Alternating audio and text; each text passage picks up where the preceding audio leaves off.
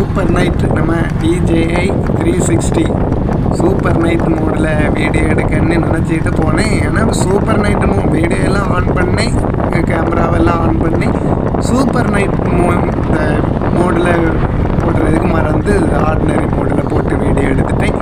அதனால் வீடியோ கொஞ்சம் கிளாரிட்டி எல்லாம் கொஞ்சம் நார்மலாக தான் இருக்கும், மன்னித்து கொள்ளுங்கள். வணக்கம்.